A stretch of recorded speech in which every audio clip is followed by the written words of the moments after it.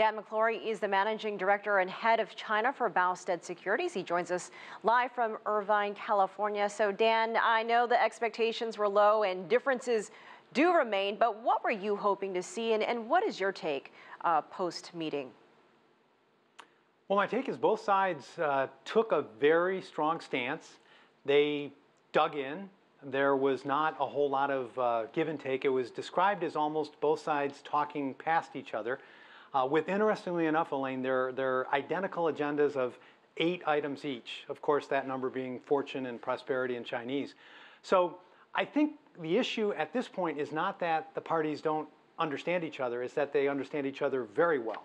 And both sides have put together very articulate and rational to them arguments about why they need their hit list of 8 items each attended to. So what can we hope for coming out of this? The next dialogue potentially shifts back to the U.S., although that hasn't been confirmed or agreed upon yet.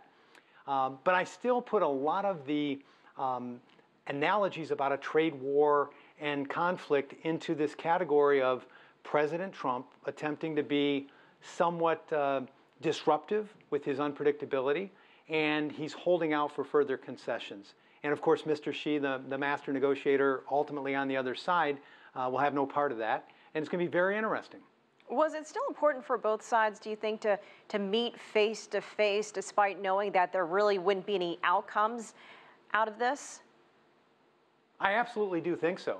But when they meet face to face, I think there will be an outcome. I mean, if there was a difference, let's say, with the Obama administration, and a lot of perhaps nuanced, almost lip service that was done in a number of areas, I think the benefit of what's going on today, Elaine, is that both sides are talking very directly, very plainly to each other with their agendas. There's no hidden topics. There is nothing that's on the table that's not critically important to either side. And I think that's extremely, extremely important. The clarity of the items that are being addressed, I think, will ultimately lead to the most important ones being prioritized and something done about them. And Dan, you know, business and industry leaders here in the United States have certainly made their feelings known. They've been concerned about what's been happening. Do you think they feel that the Trump administration is listening to them? Ultimately, yes. I think the business leaders of anyone understand President Trump's style, his aggressiveness, the sometimes seemingly outlandish statements that are made, the positions that are taken. They see it in the context of a negotiation. So I think they can be a little more accommodating to that, as opposed to the man on the street or, you know, the person reliant on a farming income in Iowa. So I think the business community is going to hang in there with him.